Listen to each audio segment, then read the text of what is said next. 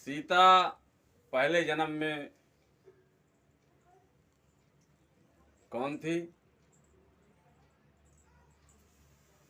एक दिन रावण हिमालय के भूतल पर चक्कर लगाने लगा।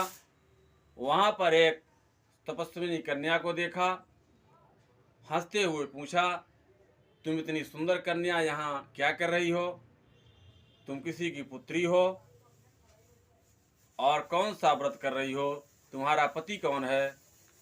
कन्या बोली, महर्षि श्रीमान कुशध्वज मेरे पिता थे, जो बृहस्पति के पुत्र थे। मेरा नाम वेदवती है। जब मैं बड़ी हुई, मेरे पिता से मुझे मांगने के लिए, विवाह के लिए देवता और गंधर्व आए। पिताजी ने नहीं दिया। हमारे पिताजी की इच्छा थी कि मेरा दामाद तीनों लोकों के स्वामी हो और किसी को देना नहीं चाहते थे। हम अपनी कन्या को उसी को देंगे जो तीनों लोकों का स्वामी होगा। दैत्यराज शंभु ने मेरे पिता की हत्या कर दी और मेरी माँ पिता के चिता के साथ में जल गई और सती हो गई।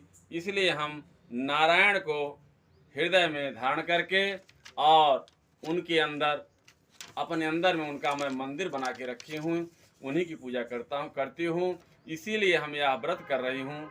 मेरे पति नारायण होंगे। रावण ने कहा, लंका का राजा मैं हूँ, तुम मेरी पत्नी बनो। वेदवती ने मना कर दिया। रावण ने उसका केस पकड़ लिया और वेदवती ने तपो विद्या से पूरे सिर से ही बाल काट दिए।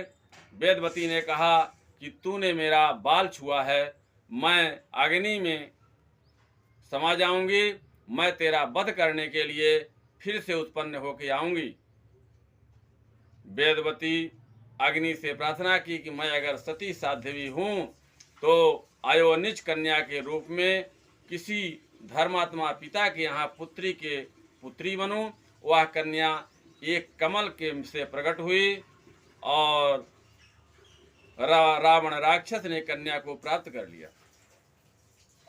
रावण घर पर लाया उस कन्या को, मंत्रियों को दिखाया। मंत्रियों ने कहा कि यह कन्या आपके घर में नहीं रह सकती है, क्योंकि आपका वध करेगी, इसी से आपका वध होगा। मंत्रियों ने जब ऐसा कहा तो रावण ने उस